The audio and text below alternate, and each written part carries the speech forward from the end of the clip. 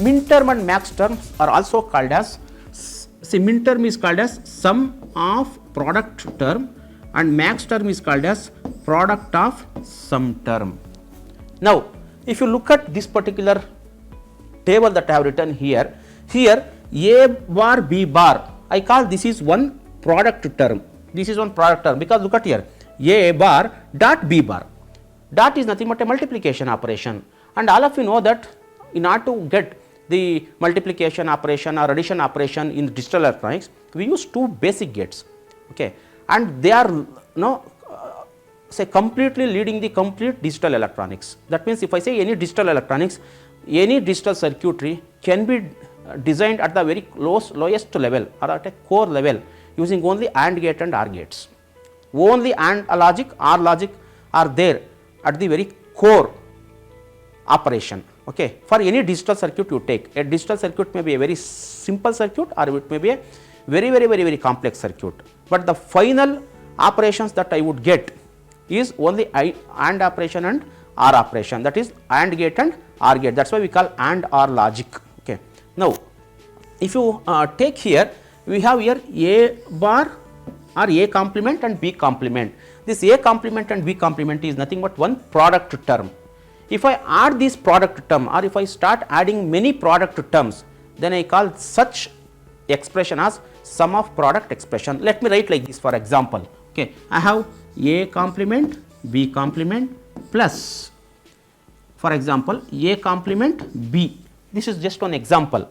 This is one Boolean equation, or you can also call Boolean function, nothing wrong, right. So, A complement B complement plus A complement B is called as sum of product expression. Why it is sum of product means I have the product terms, two product terms, they are summed, that means they are ORed. We call OR gate. OR gate is used for the summation. So, that is why it is summed, two product terms are summed, that is why we call sum of products.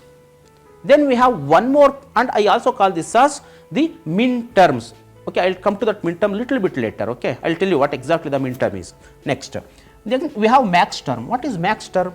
Max term is a term which is nothing but product of sum, just opposite to this. Okay, what is opposite to this? I cannot simply say opposite to this, I should write it, right. Okay, so what is this? I will tell you. I will say always the product of sum and sum of product are complement to each other. Complement to each other means what? They are opposite to each other. In what sense?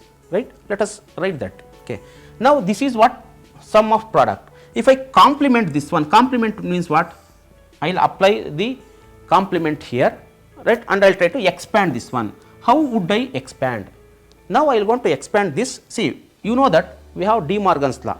We have De Morgan's law for addition and De Morgan's law for multiplication. I will be applying this De Morgan's law here. Okay. So, for the SOP sum, okay, SOP I will be applying the De Morgan's law. Now, if I start applying this De Morgan's law for this particular expression, I will going to get, all of you know that when we apply De Morgan's law, dot will going to become plus, plus will going to become dot. Now, I have plus here, plus will going to become dot. When it will going to become dot? When I try to remove this complement. If I want to remove this complement, this is a complement. If I want to remove that complement, definitely here the plus automatically changes to the dot. Okay, let me do that for you.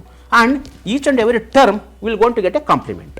So, whenever I expand using the De Morgan's law, this dot changes to plus or plus changes to dot and complement will come to the term.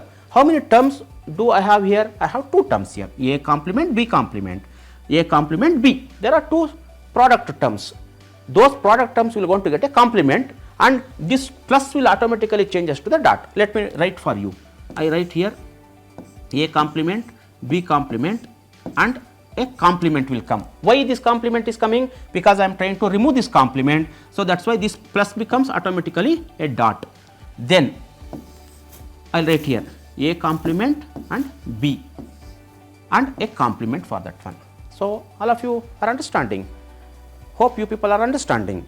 So, now I expand this one. Again I will want to apply De Morgan's law for this particular term. So, here A complement dot B complement we have actually. Here also A complement dot B is there. and for that complement is there. If I want to remove this complement, what I should do? I should change this dot to plus now. So, I will write, and each and every literal will going to get one complement. So, literal variable they are one and the same.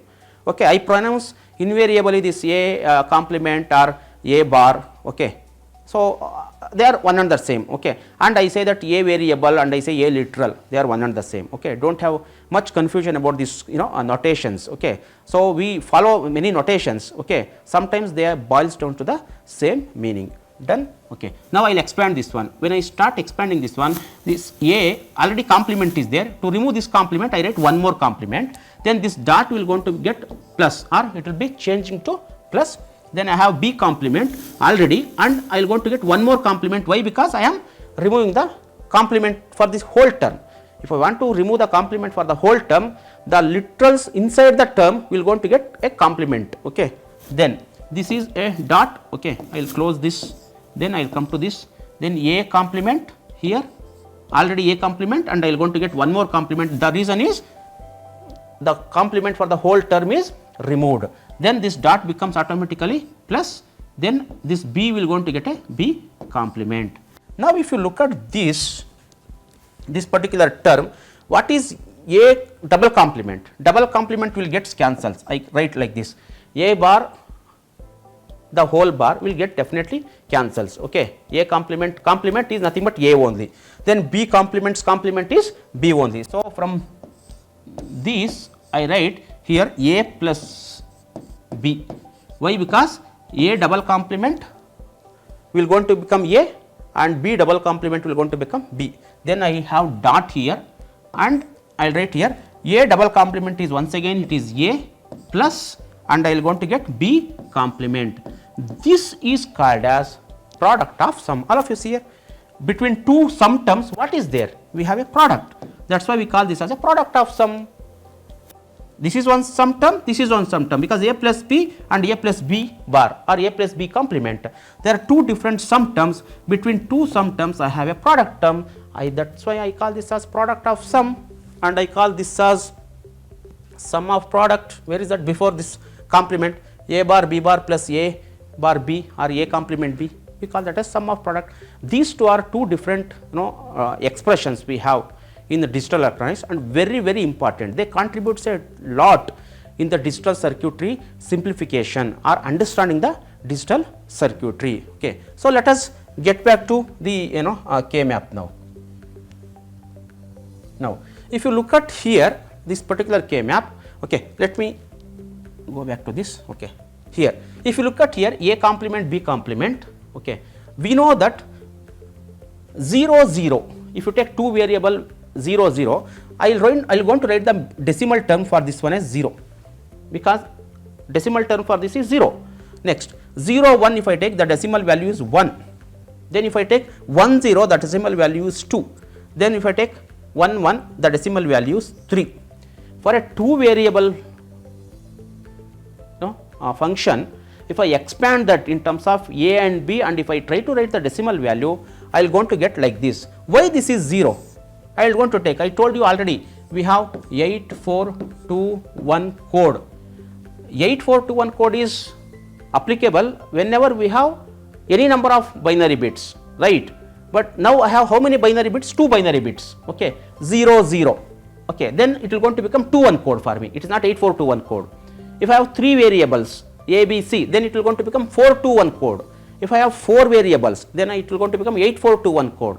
Assume that I have 5 variables, then it will going to become it is not just 8421 code, it will going to become 168421 code. Assume that I have 6 variables, then it will going to become 32 here, because always increase the power of 2.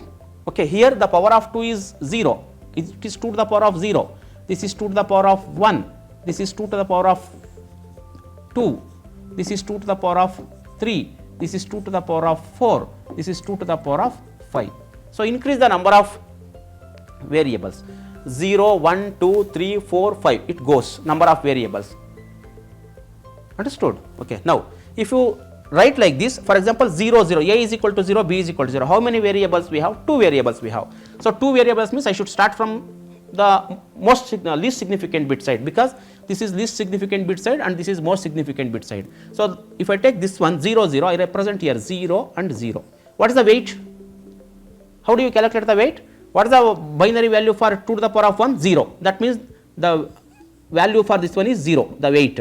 Then for this 2 to the power of 0 position, what is the binary value? I have 0 binary value. Then the weight is 0. So, if you add 0 plus 0, the result is 0. That is the reason the decimal value is 0. In a similar way, you can get the decimal value 1 year. How did we get the decimal value 1 year? Because if you take same understanding here, I write here it is 1 and 0, 0 and 1, for example, 0 and 1. If I write 0 and 1, the value, the weight for this particular bit is 0, because 2 to the power of 1, the value is 0, then the weight is 0. Next, here the binary value is 1, that means this, for this particular power 2 to the power of 0, it is 1, 2 to the power of 0 means 1. So, that is why I will going to add the power for this bit is 0, the power for this bit is 1. So, 0 plus 1 is 1, that is why I will be writing here 1. In a similar way, you can calculate for the weight 2, 3, 4, 5, 6, like I can extend it to any number. Understood? Now, I call these things as 0, 1, 2, 3 are called as here min terms, and these terms are represented in sum of product form. This is A bar, B bar, or A complement, B complement, A complement B, then A, B complement, A, B.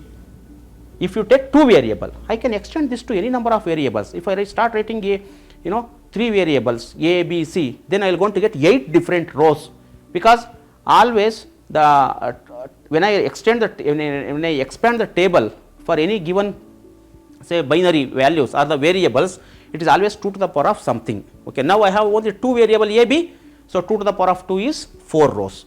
Next, if I have 3 variables A, B, C, 2 to the power of 3 is 8 rows. If it is 4, 2 to the power of 4. If it is 5, 2 to the power of 5. I am going to get 32 rows.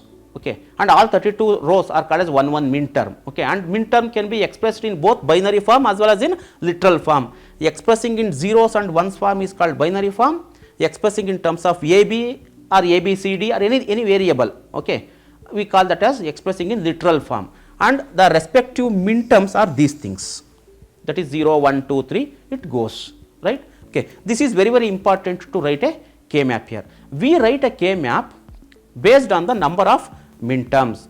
Assume that I have given a function or an expression which is 3 variable.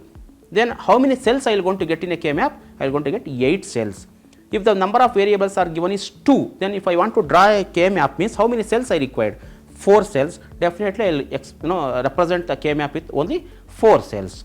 Understood? Okay, let us move to the K map here. All of you, if you look at this one, we have written a K map for 2 variable. So if I say 2 variable, I will going to get 4 cells. Why? Because look at here, in the previous case only, you can see here 2 variables means I get 4 combinations, and each and every combination is treated as 1 min term. So the min term 0, 1, 2, 3. So the value for min term 0 is A bar, A complement, B complement. The min term 1, the value for that is A complement B. In a similar way, min term 3, the value is A, B. Next. So this is a representation how a 2 variable K map is written. But before going to representing the K map, how K maps are written is very important. To write a K map, let me go back to how K maps are written. See, K map is drawn, or K map is represented, or K map is written using one special code called as a gray code. What is gray code? Gray code is one more type of code, because we have seen number system, binary number system, decimal number system, hexadecimal number system, octal number system, and so on and so forth. Now we have one more special number system called gray code. You can call gray number system also, but anyway it is not a standard system, okay, which is defined by us. Okay, so how gray codes are obtained? Let me write for you. Okay, I have a binary value first. Okay, to write a gray code, I need to consider one other type of the code. Other type of the codes are means what? Binary code, right? I'll write the binary code. I'll take A, B, C, D. There are 4 literals present or 4 variables present. I will going to write the binary value for that, which is the first binary value I can give for A, B, C, D, 0, 0, 0, 0, definitely 0, 0 0 0. Then this is my binary number system. Okay, I am writing binary value. Okay. Then I need to have equivalent gray code. How gray code is written? Okay. But before going to that, let me tell this to you guys. All the number system that we have got, they are all weighted codes. Definitely they have some weight in each and every bit position. But gray code is not a weighted code, it is unweighted code. No weight is defined here. There is no standard method of writing the code here. We use one a method, okay, which is well defined to write this, but that is not a weighted code. Okay. So please you must understand, we have weighted code and non-weighted code. Okay. So weighted code means there is a standard weights present and you can keep giving the weight values. Either the weight is, if it is the bit is 1 means it will going to get some weight, if the bit is 0 means it will not get any weight. But for gray code is not like that. Okay. So we have to define gray code. How gray codes are written? Let me tell you guys, right. So I want to write a gray code. Always if I take 4-bit binary value means definitely I will going to get 4-bit gray code only. I cannot get 3-bit, I cannot get 1-bit. 4-bit binary code, I should get 4-bit gray code only. If I 3-bit binary code, I get 3-bit gray code. You understand? Now, how to write a gray code here? I write the same values like gray code. So I write gray code as say for example WXYZ, WXYZ. So here A, B, C, D are binary code and WXYZ is a gray code. Okay, how to write the gray code? There is one small technique. Okay, this is a very common sense usage here. That's it, not more than that. Okay, in writing a gray code, always, because how many bit gray code I should get? I should get 4-bit gray code. I am representing gray code here with a variables WXYZ. You can represent in any literal. Okay, I am just using WXYZ because I have already used ABCD for my gray, right. Next, always when you want to write a gray code, first keep the most significant, because this is what most significant bit and this is called least significant bit. I will represent that as LSB and MSB. LSB means least significant bit. The least significant bit is always the lowest power of 2.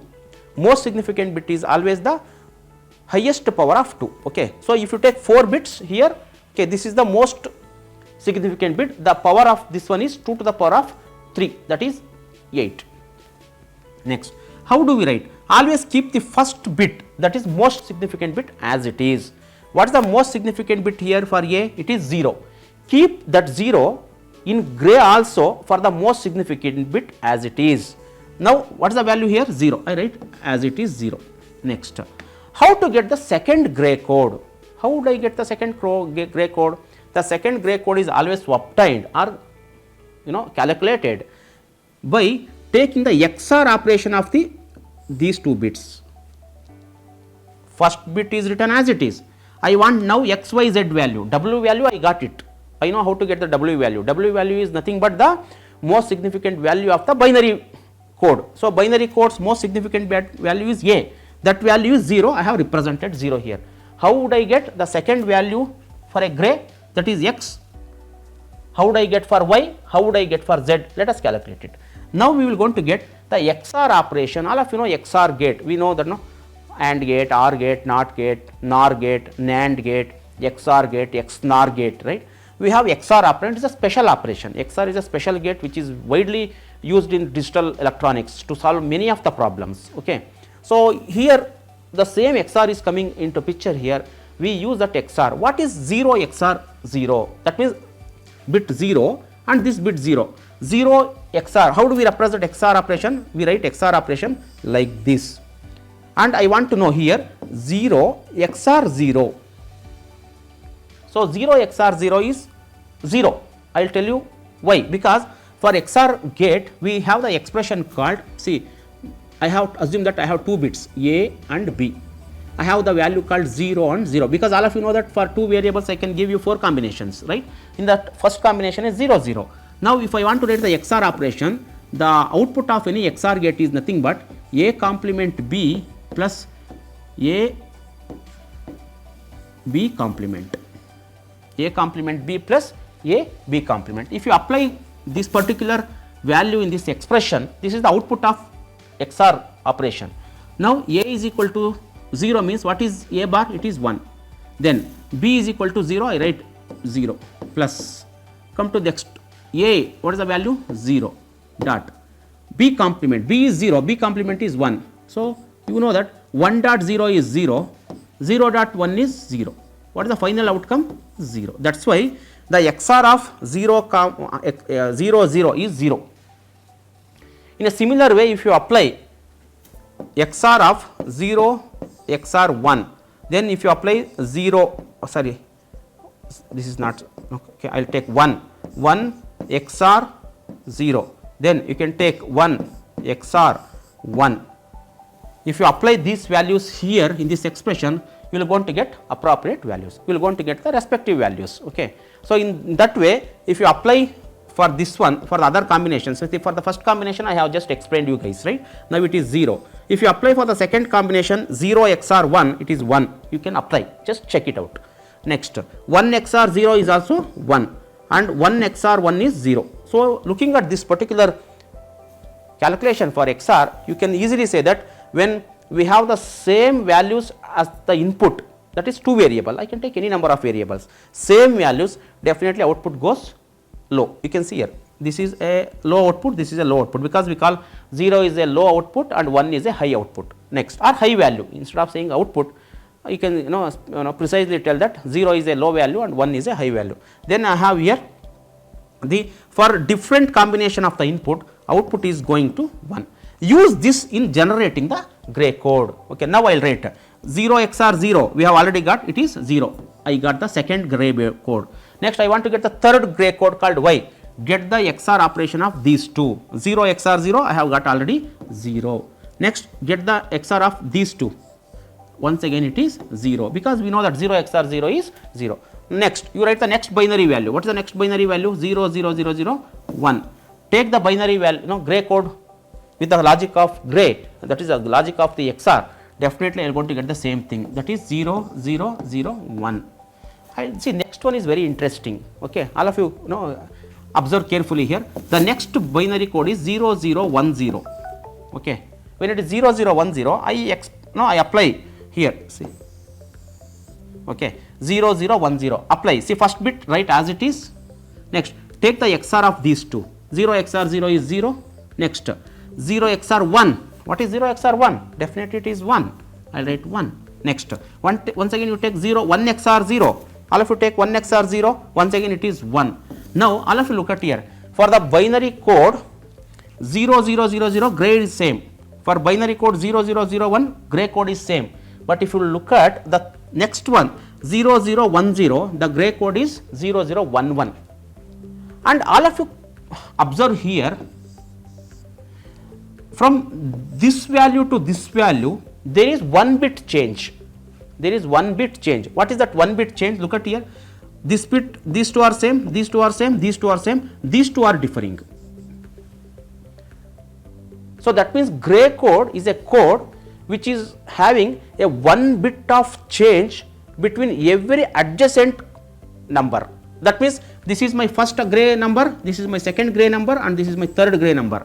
If you take the third gray number, so third gray number is 0 0 1 1. So second one is 0 0 0 1. See, between these two, I have 1 bit change. Let us see where exactly the change occurs here. Yeah, see, these two are same, these two are same, these two are differing, but these two are same. Look at here. So that means if you keep writing for all the combinations or most of the combinations, say for example, I have got 0 0 1 0. If I take 4 bits, I can have 16 combinations. If you keep writing for 16 combination, definitely for every adjacent gray number, you find only 1 bit difference. This 1 bit difference will be going to help you in drawing the K-map. Why that 1 bit difference is required? Okay, we will take up in the next session. Thank you.